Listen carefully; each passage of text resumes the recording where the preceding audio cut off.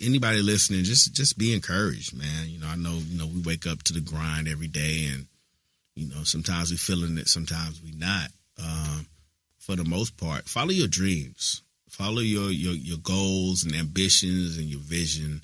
I know we got to work to survive and do, a lot of times do a lot of things we don't care to really do or that we're not motivated to do to make ends meet. But man, if you got a dream in your heart and in your spirit, man, I just urge you to pursue it and go for it. Mm-hmm. Because at the end of the day, man, this life is not meant to be hard on us till the very end. You know what I'm saying? It's not meant for us to die miserable in hopes that heaven does have the golden or the gold paved roads. You know what I'm saying? Like this life is to be experienced and to be enjoyed.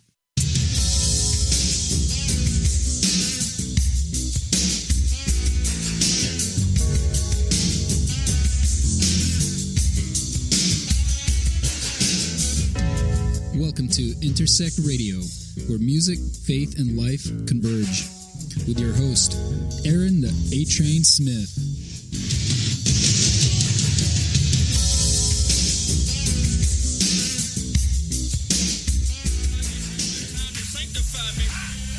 They ask me why do I believe, cause I know I need a savior from myself, now bow your head, please. They ask me why do I believe, cause I know I need a savior from myself, now bow your head, please. Saints, sinners, saints, sinners, saints.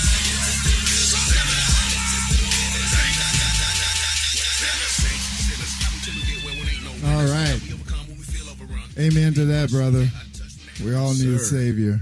There's only one. Welcome, everybody, to Intersect Radio today. Here we are in East Nasty. It's a beautiful day outside, September. Buddy, see if you remember. You know that song? Yeah, I do know that song. Very familiar with that song. I have when my kids were small, every September the 1st, we'd sing that song. Driving to school. If it was like a weekday. Do you remember? Yeah.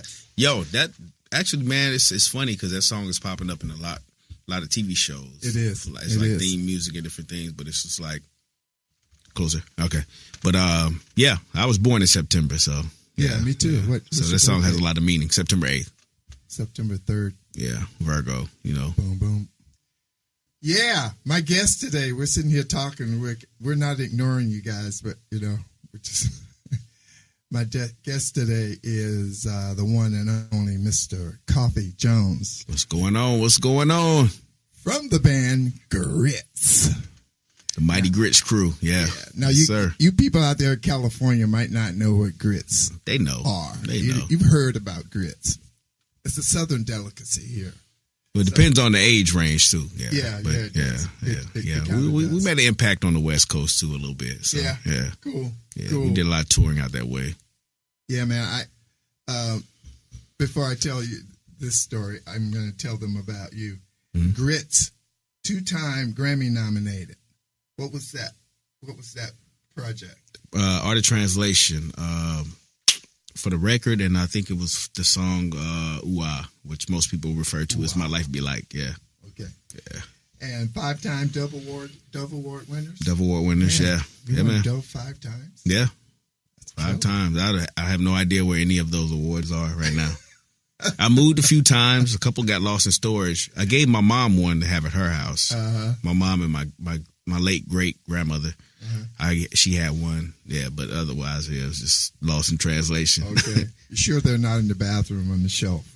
Well, one I had in the kitchen holding my door open. This is my first nomination. I was like living in like this apartment. Uh-huh. I was a single parent. I was grinding and struggling, and I get a call from the label like, "Yo, you're nominated for a Grammy." I'm like, I thought people who were nominated for Grammys were rich, right? Already, right? Already, yeah. Now that came a little later, but it was just like I'm confused. Like, how does this work? But yeah, man. Well, that's cool, man. Over 800,000 albums sold. Yeah. Which project was that? Man, that's consecutively. That's like all the projects we put out through Goatee Records, EMI and Capitol. I mean, those are the labels we were affiliated with through Goatee. You know, they were like the distributors or whatever. So, but Capitol pretty much owns the catalog as far as publishing. You know, they eventually sold off to Capitol or whatever. But yeah, so it's like 50-50. You know, Capitol and us. And OOH went platinum, huh? Yeah, we sold over 1 million downloads. Ironically, we're fighting to get the certified platinum plaques because the actual digital downloads are around 900,000, but we actually sold like 300,000 physical records with that on there. So we got to go back and fight with them to count that. You know what I'm saying? It's like because now everybody's in the age of digital downloads or whatever. So dang. But it's legit. So is that NARS? The what? Are you fighting it? Do you get that from NARS? Yeah. Okay, cool. So you had that song OOH was featured in the Fast and Furious. Fast and Furious, Tokyo Drift, Big Mama's House 2. It was in that. Our song Here We Go was in the Jack Nicholson movie Something's Gotta Give. Man, that's a chick flick. Yeah. But hey, that's where the real money is, man. My wife has had me watch that with Diane Keaton. She's in that. Yep. Keanu Reeves. Reeves, Matrix, he's in there. Man. Wow. I've had to watch that movie with popcorn a few times, you know, instead of watching like Saving Private Ryan or something. Right. And it's interesting, you know, when you go to new movies and you sit there and you know your song is in it, so that's the only reason I would have saw that movie. You know? But when your music comes on, it's like it's weird. It's a weird feeling. It's thrilling, but it's strange too. Yeah. You know, just to hear your voice and just watch random people's reactions to you. Yeah. I did that. Yeah, I had that happen once. Yeah. Nice. Once. Nothing I wrote, but something I played on. Mm-hmm. Yeah, it's interesting, man. It's just like, wow, I'm like really in the music business. Yeah. It takes moments like that to make you actually believe that you're doing what you're doing. So, right. Yeah. Somebody cares. Right. Other people know. So when did Grits form? And how was that? Wow, man. We formed, you put me in the Wayback Machine right now. Yeah. Our first record came out in 95, but it was probably like 90, 91 when the concept started coming about, just because we were out on tour with DC Talk. You know, we were like the background dancers for those guys. And, as they started moving into different styles of music from, New Thing to Jesus Freak. Free at Last and then Jesus Freak. It was like Jesus Freak was more of the grunge era. Mm-hmm. So they were getting more into that. So there wasn't really a need for dancers. But, Toby Mac, he was always just like a really loyal person to, his personnel and people who traveled and toured with him to this day. I mean, I know guys who are getting old and about to die on tour with Toby, but that's a joke. But, yeah, he just came with us with a concept. I mean, he knew me and my partner, Teron Carter. He was also one of the dancers. He knew, our love for hip hop, and we were always writing and being creative with our own music in the back of the bus while we were on tour. And, he and I had the most in common on tour. So we stuck together. We became like brothers, Well, they would go to Starbucks and do all that kind of stuff. We wasn't really on that. We was, what I'm saying? We were just different. Like we couldn't even fathom $5 coffee. Like, what's the point of that? But you know what I'm saying? So it's like you just tend to migrate towards people who have the same interests as you do. Right. And so, yeah, we would just start writing and different things. And Toby took notice of that. And he asked us, he was like, hey, as we progress into this different era of music, would you guys be willing to do some demos and maybe turn into, it was a production company at the time. It was Goatee Productions before it was Goatee Records, and submit some songs. And we were like, okay, cool. Yeah. And things just transitioned properly and progressed. And yeah, me and Teron would go back and forth to Jacksonville, Florida from Nashville, do demo sessions with Maurice Henderson. We call him Mo. But yeah, to this day, he's still one of our like main producers that we work with. And so we just turned in the project to the label, and they liked it. They were like, are you interested in recording a full album? And we were like, cool, let's do it. And it was very, everything was very organic, and yeah, we were just trying it out. Like we weren't sure of ourselves as artists like that. Yeah. But, it's like, why not? Let's go for it. And it all started out dancing. Yeah, we were dancers on the tour, yeah. So how did you get that gig, dancing? I got that gig through a friend of the family, a lady who went to our church, knew some music industry people, and she knew I danced with one of my good friends, but like street dancing. Mm-hmm. I mean, we were into break dance and b-boy type stuff. I mean, it wasn't like organized or choreographed. But, I got the chance to do this audition for an artist, Stephen Wiley. I don't know if you remember that name, but he was actually one of the first Christian rappers ever. He had a song called Bible Break. But I ended up auditioning for that, got the gig, and I did the gig in DC Talk. Some of those guys actually were at the performance. It was during GMA week, which was Gospel Music Association, when they used to do that in Nashville. When it used to be a big... Yeah, it was a big deal back in the day, yeah. And Jackie Patillo, she's actually the person who gave me my shot into all this. So, oh, really? Yeah. For those of you who are familiar with Christian and gospel music, like she's a head honcho. Like Jackie Patillo is that deal. What's her husband's name? Leon Patillo, yeah. Leon used to come to, I went to church out in Sacramento at Warehouse Ministries. Mm-hmm. And Leon was there at least once every 2 months. Yeah. So, playing, he had his crew with him. And her son ended up dancing after we had left, with DC Talk or with Toby to this day. Oh, really? Gabriel Patillo, he still works with Toby Mac, yeah.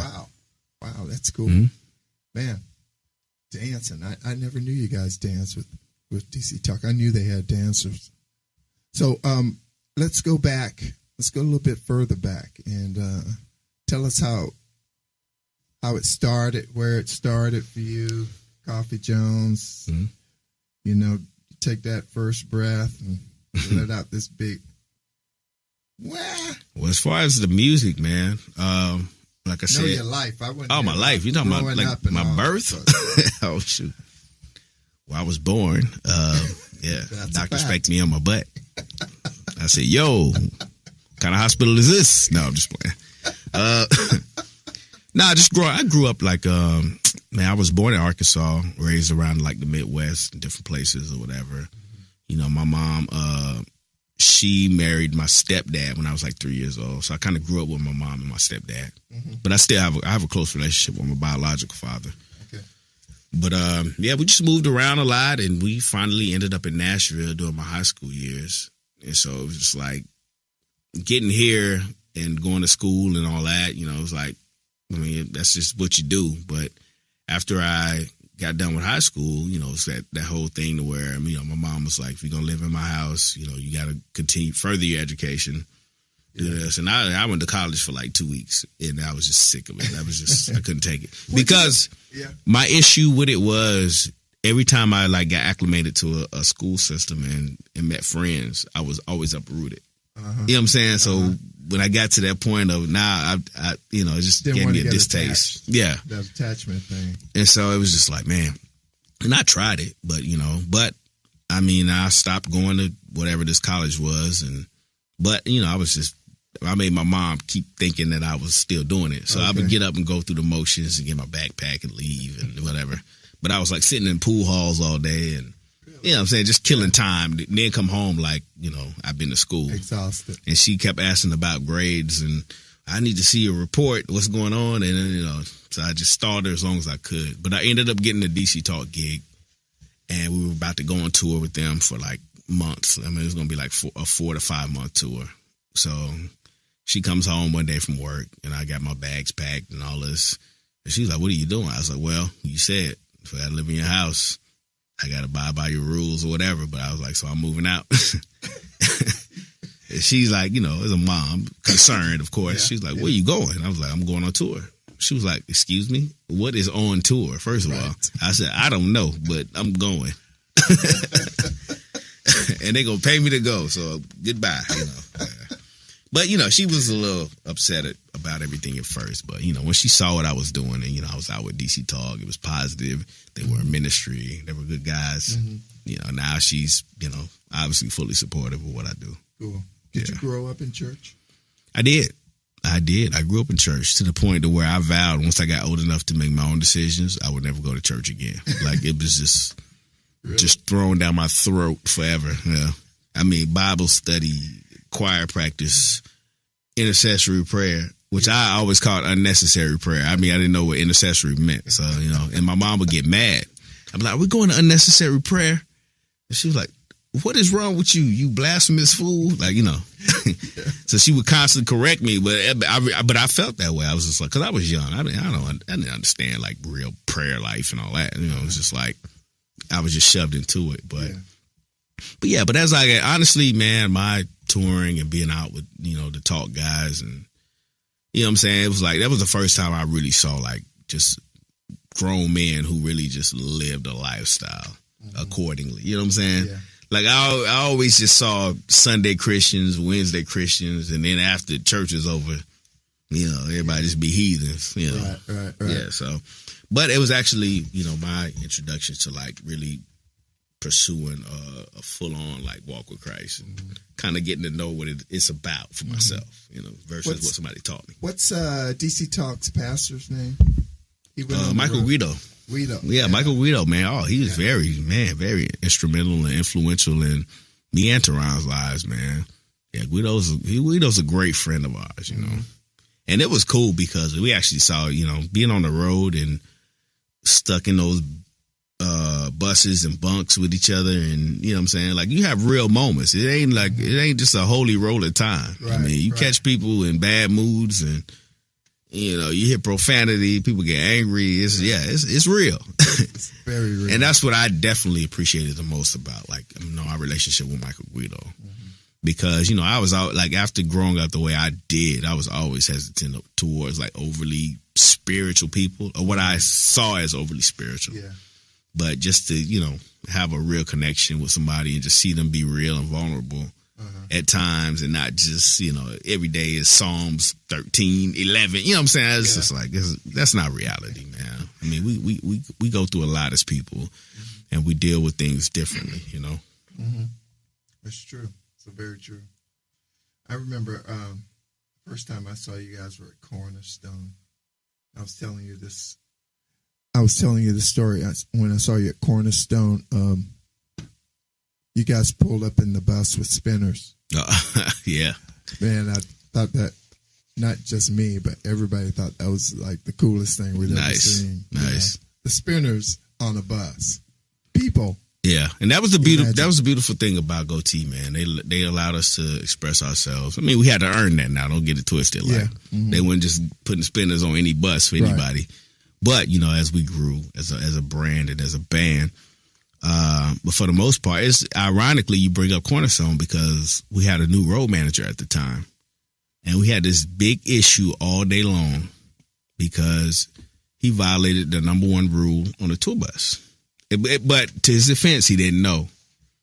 You don't take a dump on the bus. That's right. And I guess he went hard, and the bus driver went ballistic. Like, it was just like, I literally just walked into like the smoke and gunfire. I'm like, what is going on? Like, why are y'all acting like this? Yeah. But then I was like, okay. And I felt bad because he's a big guy too.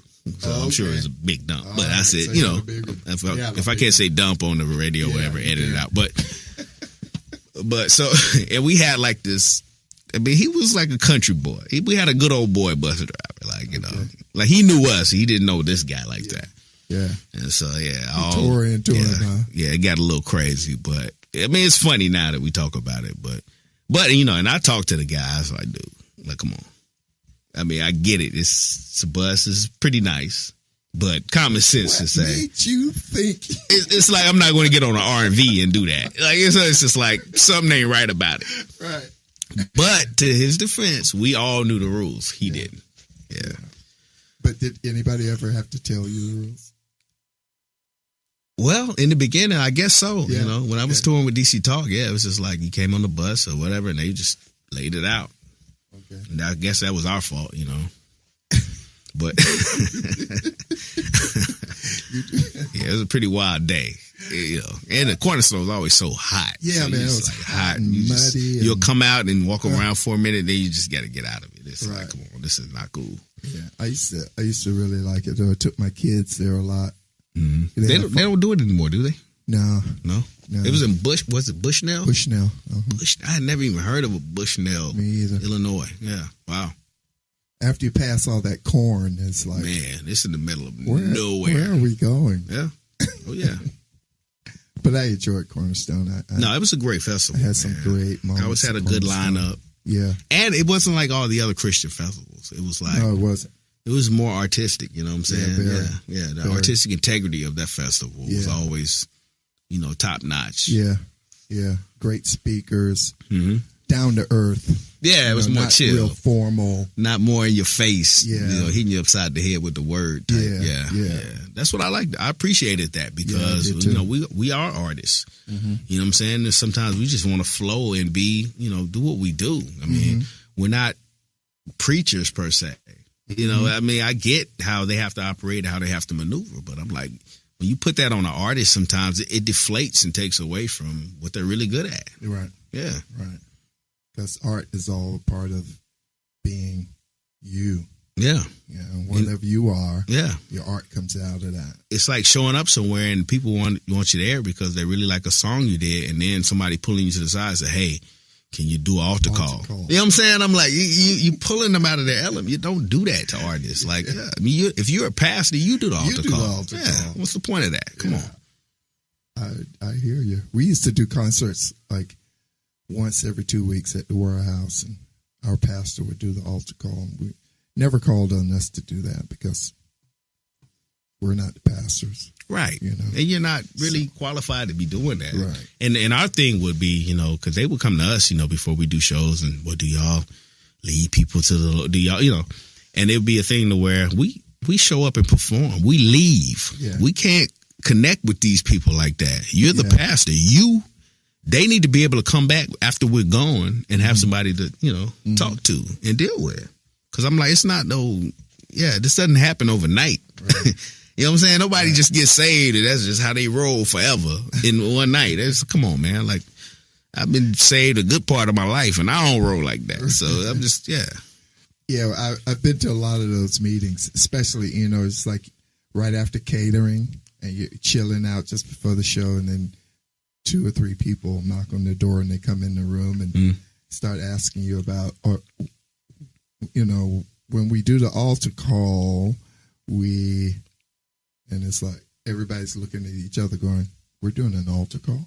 Right. I didn't know that. And it's a distraction to have the artist do it because you got people who will come up just because they're a fan of what you do versus a real intimate connection with God. Call there when you spend time with people one-on-one. Right. They're talking That's for when people, who are really dealing with stuff like, don't make it about, because you got people, it's like if Drake did an altar call. Yeah. Or Jay-Z. I mean, everybody and their mama gonna walk up there just to be close to Drake or Jay-Z versus really being up there for a legitimate reason. Yeah. Like, come on now. Yeah. That's just silly. So, how long did you guys tour? Oh, my gosh. Just period? Yeah. Oh, man. It's over 20 years now. Yeah.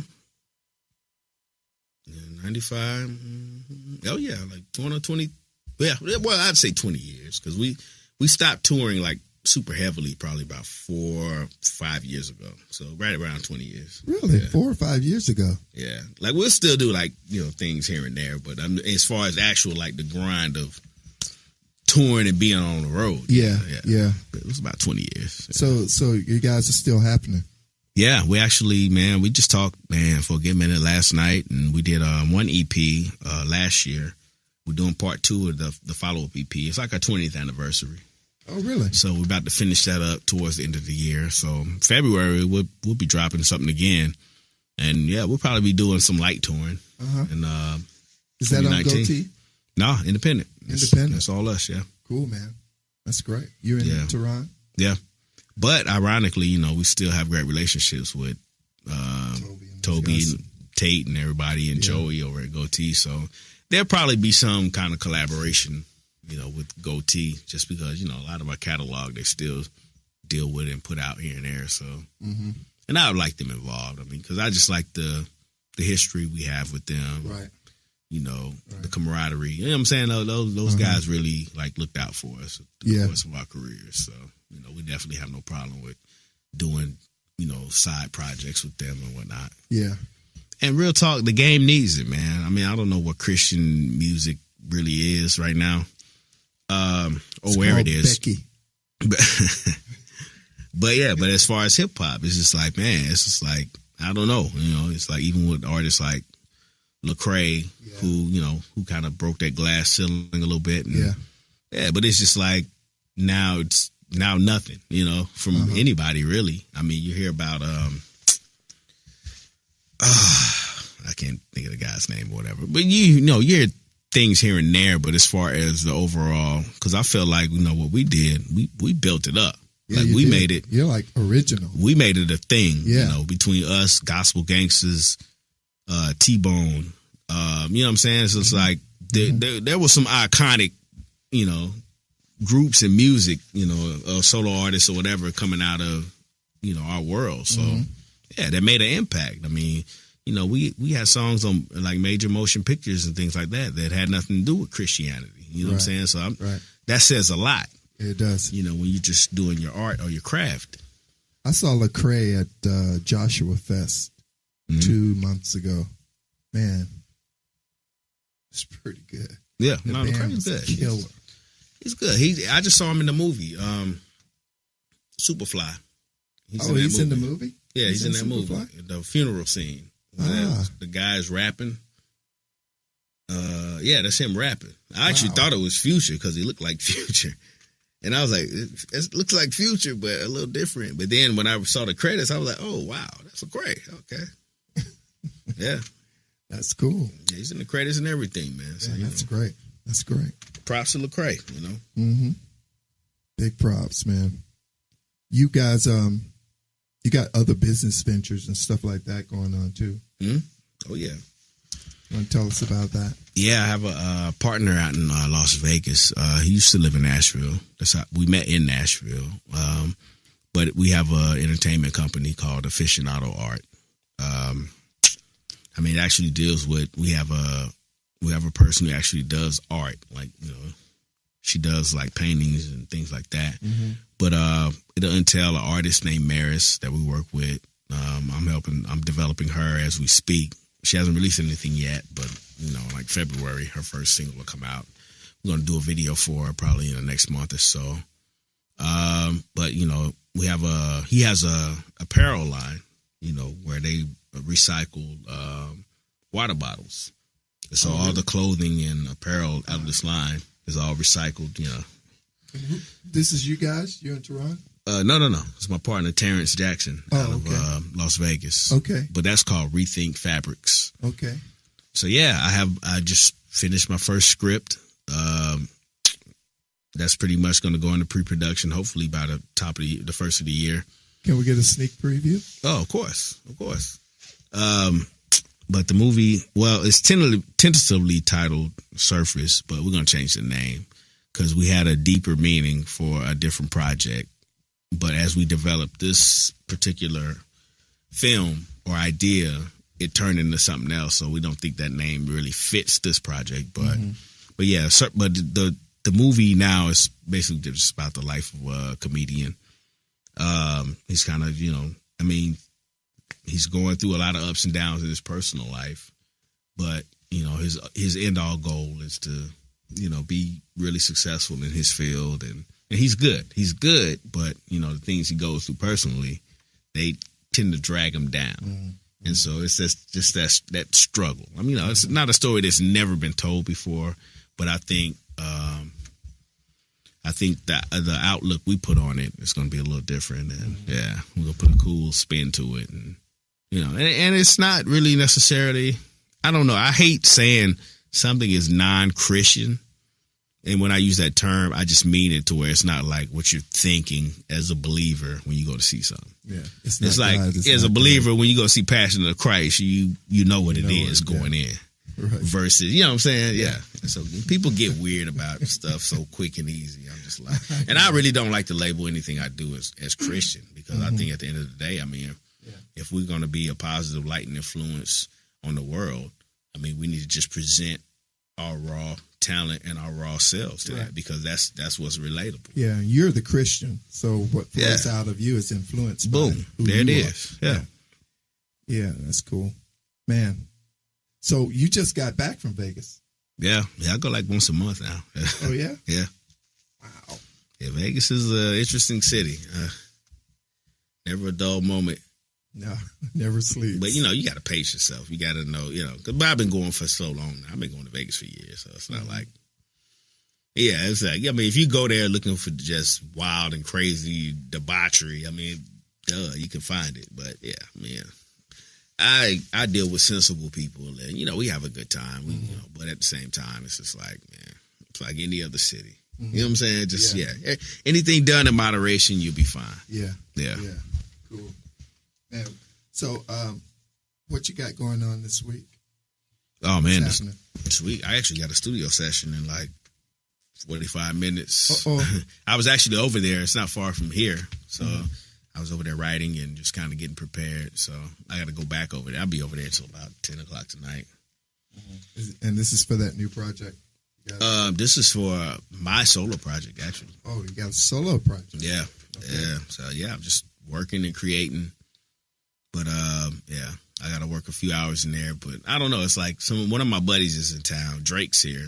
So he tours with Drake. He's like a tour manager with Drake. So he's in town with the Migos at the Bridgestone Arena. Tonight? So, yeah. So, I mean, I know I'm not going to the show, but afterwards, I mean, it's like an after party or something like that. So I may end up just swinging by there since I'm already kind of downtown. Mm-hmm. What studio you at? Jefferson Street Sound. Okay. Yeah. All right. 2004 Jefferson Street. Yeah, it's like 3 miles from here, actually. Mm-hmm. It took me a little longer to get here because of traffic. I didn't, Yeah, it's the time of day. Yeah. That time of Nashville day. traffic is getting horrendous. I'm telling you, man.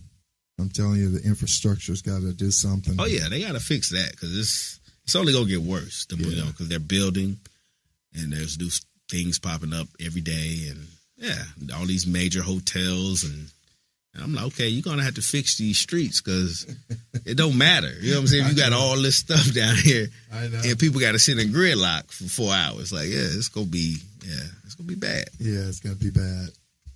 So you and Tehran have a record coming out, and you have a solo record coming out. Mm-hmm. Do you guys program? I don't. Nah, Tehran can do it definitely better than me, but I have a producer that I work with consistently. He's an engineer, producer, programmer. I mean, he does it all. So, How do you come up with your ideas? I mean, he's a very creative guy, so he'll present music to me, and I'll come up with like a hook or melody or something like that, and that's kind of how we start. And then I'll just verses and things like that are just easy for me. I mean, I can just write a verse or whatever, but the hook is the meat of a song. Right. So once we got that, and it's like everybody sold on it and signs off on it, we'll drop a verse or two. But I was talking to Charlie Peacock the other day, and he was telling me his son Sam is writing with some hip hop guys, and he said they have all these people that are assigned certain parts of the song, and that's their thing, to come up with this certain part of the song, and they bring in all these ideas, and then they find the ideas that fit, right, and that's how the song is done. Yeah. Yeah. Where I had always envisioned it as like one person or two people, sitting down writing lines, writing verse. But it seems to be getting a little more complicated. Well, it varies, it just depends. Like with me and Tehran, it definitely starts with me and him as far as grits.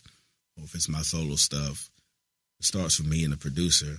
But as we get going, it's like, we have a motto, at our studio. It's like, check all ego at the door. Mm-hmm. It's like when we're creating, we all on the same page. Nobody's success or unsuccess has anything to do with it. A hot song is going to be a hot song at the end of the day. Right. Right. And it's just like, so you know, we try ideas, different things. Some things work, some things don't. And we just move on. You know, it's not like my feelings are hurt because you didn't like a line. Right. Yeah, because at the end of the day, I want to be challenged. So I surround myself with people I feel that are better than me. Mm-hmm. Even they may not be as, you know, more famous than me or have done, or accomplished more than me, but that doesn't matter. Right. Because I'm obviously there working with them because there's a talent there that I rely on. You know? Yeah. So where do you get your inspiration from for your verse? You know, it's like your producer presents you with some music and a melody, or maybe not a melody, maybe just A, B section or something like that. Yeah, I just get a track for the most part. Just get music, and I'll sit there with it and figure out some wordplay or whatever. That's how I start. But for the most part, my inspiration it just comes from life. It's a day to day, what I see. You know, it could be something that kind of ticked me off. It could be something, you know, I may be in one of those super spiritual moods, you know, or just what I'm going through, you know, on a personal level, relationships, you know, dealing with my son, family. You know what I'm saying? This is like we have a song now called Lord Willing, and we recorded this like years ago, man, like 3 or 4 years ago. And I went to the studio today, and I really wasn't just in the mood to just start writing from scratch. I just wasn't there. So I just started listening to old content we did, and there was a song that stood out, and I was like, man, why didn't we release this? Like, you know, maybe now it's time. And it's a song called Lord Willing, and there's a verse I did on that song. It's, you know, it was a very emotional time for me because my grandmother just passed. And, you know, and I literally wrote my verse about her, but you just re-listening to it, I mean, it was like brought me to that, it took me back to that same emotion of the day, you know what I'm saying? And I was just like, okay, there's something to this. Yeah. Yeah, so I'm like, we're finna release it. Yeah, music is strong like that, man. Can you know, I had right back to a moment. Man, we probably did a song in 2015. And I probably hadn't listened to it since 2015. Really? Yeah, but it was just on our computer. We have so much stuff on our computer in the studio, but on the hard drive saved, and you know, we save everything, but yeah, it just took me back, and I was like, okay, there's something to this. So yeah, throwing it back in the pot. So that's what you're working on today? Well, it's done. That song's done. It's completed. Yeah. Oh, cool. Yeah. So you know, I mean, me and Teron go back and forth as far as like what to put on the album or the EP or whatever. But yeah, I mean, I know it's a song he always liked too, so I don't think it'll be a issue. But we have so much new stuff that we've been working on too. You know what I'm saying? So when you got like, we sitting on 70, 80 songs, it's like, yeah, it's hard to revisit and figure out. Yeah, it is. You kind of want to move on. But sometimes, just like what happened to you, you go back and you find a gem, something that's very relevant today that maybe wasn't relevant when you wrote it. Yeah. But today it's very relevant, and maybe there's some experience or something that you can relate it with now that you can relate it to then. And, you know, so it's great to have a bank like that, a bank of tunes, and not to lose your ideas. Always document. And you never know what's going to be relatable to other people. You know, we're artists, so it's like we get in our own head of what we like, don't like, but at the end of the day, as far when it comes to success, your audience dictates that. You know, it's like, you know, with our song "OOH AHh," I didn't even want that song to go on the record. I mean, I fought with the label. Like I'm talking like to the point of so angry I wanted to end my record deal with them. Really? Just because we were playing around when the song started. It wasn't meant to be like serious. Okay. But they fought me on it, and you know, it's the label. So at the end of the day, they get the final call and say. But to this day, I'm thankful because I still get paid. That's right. From that song. That's right. Had we not put that song on the record, then nobody would. Yeah, we've been over 10 years of nobody really caring. Yeah, you're right. And the funny thing about the record company likes a song, you know, you kind of go, you know, you kind of have to think about it. Okay, if they like it, then they'll probably work it. Yeah, exactly. Yep. You know, if you give them something they don't like, that's true. It could be a "I told you so" sort of moment. You know, they don't get that excited about it, that enthused. But that's why they're the label. That's right. We were the artists. I mean, they obviously knew the business side of it, you know, at that time better than we did. Yeah. You know? Yeah. But now, as I've learned the business, it's just like, wow, because I'm dealing with that with, my artists, It's just like, we'll clash on certain ideas and concepts, but there are certain things I'm like, okay, well, cool. If you're not feeling it, don't worry about it, blah, blah, blah. But there are sometimes I'm like, no, you are doing this because this is what's going to bring about success and get us paid. Like, come on. At the end of the day, nah. I say, I just, nah. I said, I'm gonna pull that card on this. Right. Everything else, cool. We on the same team. All right, you don't like it? All right, cool. Because I don't want, I'm an artist too, so I don't want nobody to do anything they just absolutely right. And you understand where they're coming from. Yeah, but it's like I know when I hear something, I'm like, nah, that's money. I'm sorry, you doing this.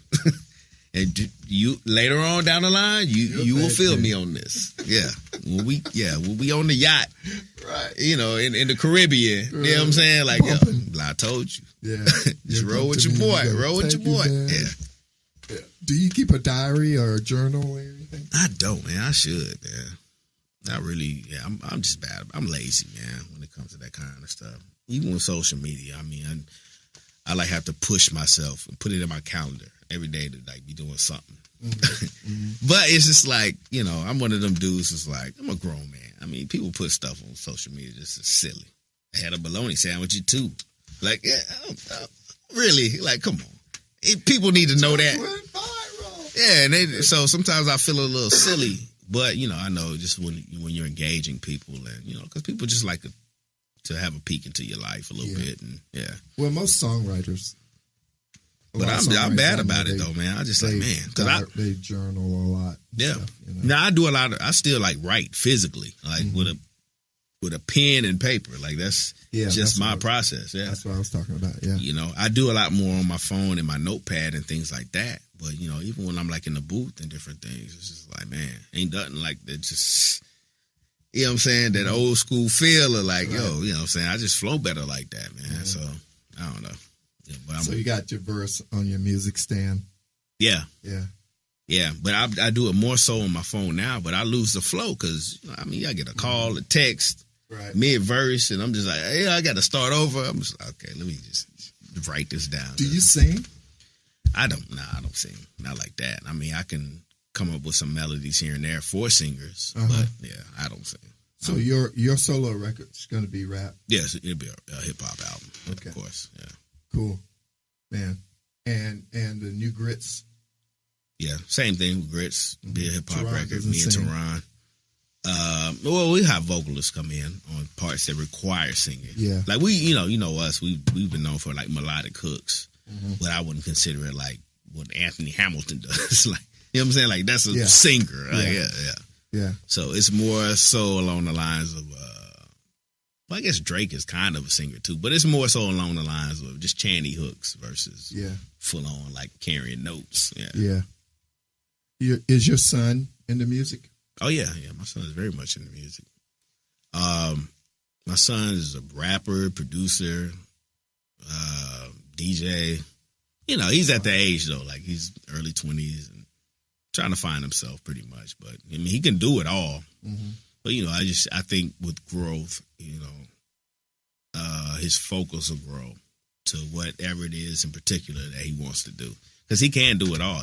My son came to me at a young age and was showing his interest in music, and I just, my only requirement was, learn the music I came up on.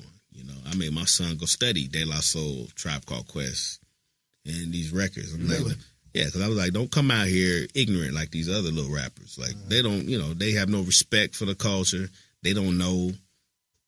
They don't know some of the greatest songs that even made it possible for them to be doing it. You know what I'm saying? And I'm like, to me, that's disrespectful. And I listen to him talk and do interviews, and Tupac wasn't that great. And I'm just like, nah, you just, nah. Okay, so when you tell him to study that stuff, what are the elements that you want him to learn about that? Well, I want him to learn timing, cadence, production. Listen to because hip hop, from the era I love, from Nas to, like I said, the Tribe Called Quest and things like that.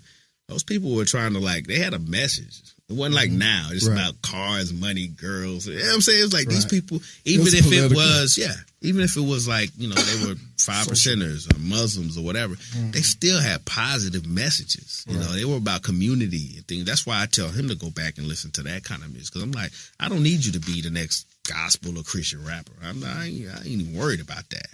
I'm like, be the best you can be.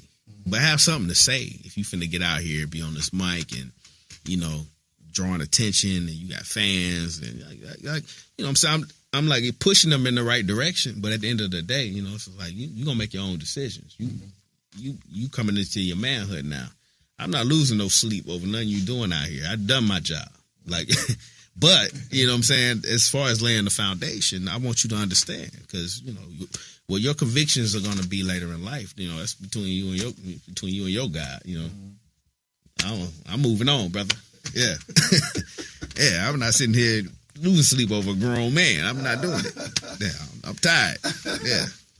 Oh, man. That's cool. So you just got one kid? Yeah, I just got one. Yeah. All right. So tell the audience, tell us all how we can get in contact with you, how to stay in touch, your media outlet thing. Social media, anything official Grits. Grits is a very common word by itself, Grits, but official Grits, that's us. Facebook, IG, or whatever else, I can't keep up. Every day is something new. Periscope, but that and me personally, I am Coffee Jones. That's kind of my moniker on everything. Facebook, Instagram, and all that. So, yeah. Official Grits, though, as far as the Grits music, I am Coffee Jones, as far as Coffee Jones. And okay, how did we get to coffee? Yeah, I am Coffee Jones. That's it. Yeah. Mm-hmm. Oh, how did I get the name? Yeah. Oh man, being on the road, man, as a dancer, I was young, so I was very energetic. We didn't go to bed on the tour, man, until at least 4 or 5 a.m. Like that was every night. We go do a show at an arena or whatever, and finish the show, talk to fans for a few hours. Get on the bus around midnight, drive for a couple hours, end up at a Iron Skillet off the highway or TNA, whatever it's called, a gas station. And we there eating full-on meals, man, steaks and all kind of stuff at 3 a.m. Get on the bus, act up some more, and then eventually, fall asleep. So it was like, I was just up all night, wired, and so that's why coffee. I actually never drank a lot of coffee in my life. Yeah, I remember you saying you didn't. And to this day, I'll drink it now, just out of necessity here and there, but it'll be like black. Like I can't do all that Starbucks. Yeah, I do mine black too. Yeah, the Starbucks. I really don't like Starbucks. Sweet drinks, I can't do it. Yeah, my brother does it every day. Like he's religious. He'll send me sometimes. I'll go get it for him, and it's like 9 ingredients. I'm sitting there reading it off my phone. Like, all right, latte, 2 squirts of this, 3 squirts of that. Take this out. I'm like, come on, man. That's no longer coffee, bro. Right. Like, what you drinking? Right. I might as well have went to Baskin Robbins. It's not even a protein drink. Yeah, this is like in that. Shall we call it? Yeah, I look at it. It just makes me sick. Just all the sugar. I just then they put whipped cream on top of it. I'm like, man, come on. This is a dessert. This ain't no coffee. And some people get like a donut with that. Yeah. Oh yeah. They selling pastries and I'm like, it's ridiculous. I mean, it's become such a thing. It has become such a thing. We got a new coffee hang here in East Nashville called Retrograde. And now I went to one out here that's pretty cool, a coffee spot. I forget the name of it. I can't think of the name of it right now. But here in East Nashville? Yeah, here in East Nashville. It's cool. People being, they have the little laptops and, people more so go there to kind of post up. How do they do it? You go in a coffee shop any time of day, man, and kids got laptops and the coffee shop's packed. And you're kind of going, don't you guys work? Or are you working? Millennials, brother. They are working. You got to understand, man, these young guys, man, they have IT companies and, they making so much money off the internet and you just never know. Like, I've sat with guys, man, just randomly meeting people and they make a living, like, just online sales of whatever it is they came up with. And I'm just like, wow. Dude, I was at Retrograde this morning with a drummer friend of mine. And we got there pretty early, early being 8 o'clock. And he was going, oh, this is a new place and not too many people here. Huh? I said, well, hipsters don't wake up until 9 o'clock. Right. Sure enough, man, by 9:45, it was packed. Yeah, that's when they get up. That's when real talk, that's when I get up. It's just like, man, I mean, I'll wake up now, early just here and there, but I don't have nothing to do before noon. Yeah. So it's just like, why get up? Yeah, so why get up? So Yeah. I do something, I watch a movie or something just to make myself go back to sleep. But yeah, around noon or 1, it's kind of when my day gets going. Like right now, I got in about 45 minutes is when my real work starts. Yeah. I mean, this is kind of work, doing an interview, but Yeah. you know what I'm saying? It's just like, because even the people I deal with, they don't, They sleep in too. yeah. For that all night run. Yeah, life don't start. But, as I get older, though, I ain't gonna front, man. I'll be out sometimes past 10. I'll be like, oh, y'all are killing me. Like, what? And, they'll go 4 or 5 more hours. I'm just like, in Nashville, it's like when I'm in out of town, Vegas, New York, or whatever. I mean, I get that. But Nashville, 9, 10 o'clock, I'm sitting there looking at them like, are y'all insane? Like I'm tired. We've done it. Man, Let's go home. What more is there to do? Yeah. Well, and we got a few more minutes here. Is there anything you want to leave us with? Any kind of thought or any kind Man, I anything? mean, I'm bad at last thought type stuff, but I mean, just anybody listening, just be encouraged, man. I know we wake up to the grind every day, and sometimes we feeling it, sometimes we not. For the most part, follow your dreams. Follow your goals and ambitions and your vision. I know we got to work to survive and do, a lot of times do a lot of things we don't care to really do or that we're not motivated to do to make ends meet. Man, if you got a dream in your heart and in your spirit, man, I just urge you to pursue it and go for it. Mm-hmm. Because at the end of the day, man, this life is not meant to be hard on us till the very end. You know what I'm saying? It's not meant for us to die miserable in hopes that heaven does have the golden or the gold paved roads. You know what I'm saying? This life is to be experienced and to be enjoyed. So if you have a dream and you have a vision in your heart, pursue it. Go hard for it, man. Because you never know, and don't be that person who at the end of the day is like, man, I should have did this when I was able to versus, now you got the family, the 5 kids. And now you're doing things out of necessity. You know what I'm saying? Not saying anything's wrong with having a family and a bunch of kids, but I'm just saying, don't tuck away your dreams. Don't tuck away your dreams for it. You know what I'm saying? Yeah. Right. Because at the same time, this family and these kids could benefit off of you following your dreams. Right. Now kids you're all will learn from that. and your kids will learn from that. And then when you gone and are no longer here, they now know how to dream. Right. And how to stick to it. Mm-hmm. Yeah.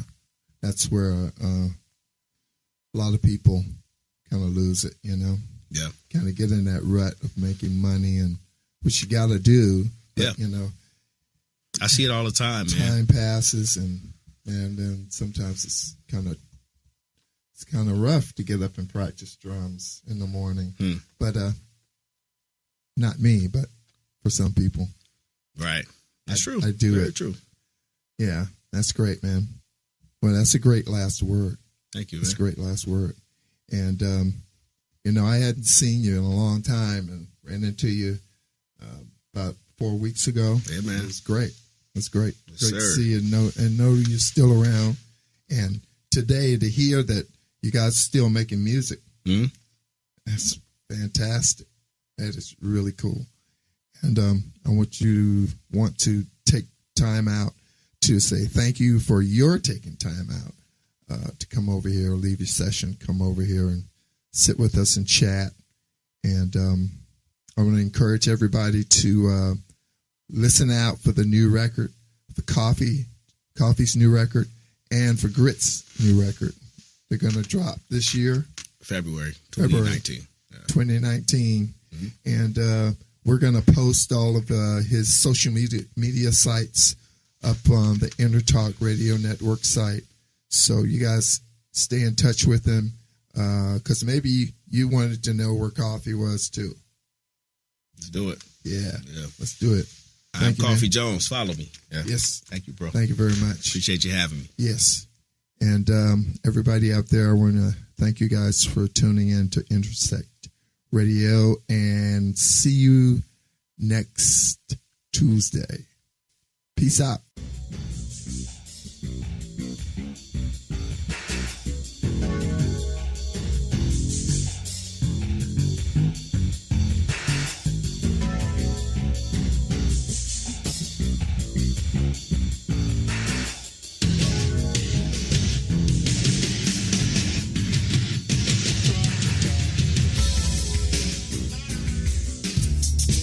This is Jackie Bertoni from Jackie's Groove.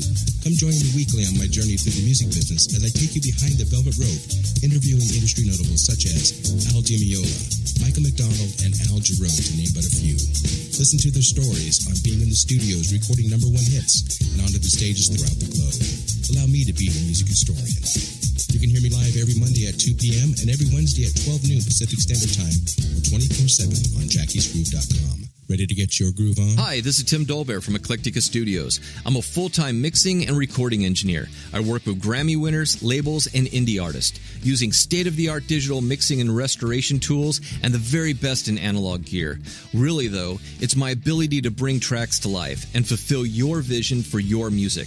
This has made me sought after by producers and artists worldwide. So spend your time working on music and not chasing a mix down a rabbit hole. Go to timdolbear.com and check out our free one-song mix offer. You know what's all around you every waking moment of your life? Marketing. You're choking on it. I'm Scott Robertson, and when it comes to strategic PR, branding, and marketing, I've seen it all. And actually, I'm still seeing it because bad marketing never sleeps. Join me each week on May the Best Brand Win, right here on Intertalk Radio, and learn how to make the marketing for your brand unforgettable. Are you serious about your music? Are you ready to run with the big dogs? The experts at Pitbull Audio have the gear to get you into the game. From leading manufacturers like Mesa Boogie, Fender, Pioneer, and American Audio. To sound your best, you need the best. Pitbull Audio can deliver in rehearsal, on stage, and into the big time. Dropping beats, shredding guitar, or making the crowd roar. Whatever you dream, Pitbull Audio can help make it happen. We are Pitbull Audio. We want you to play it loud. PitbullAudio.com.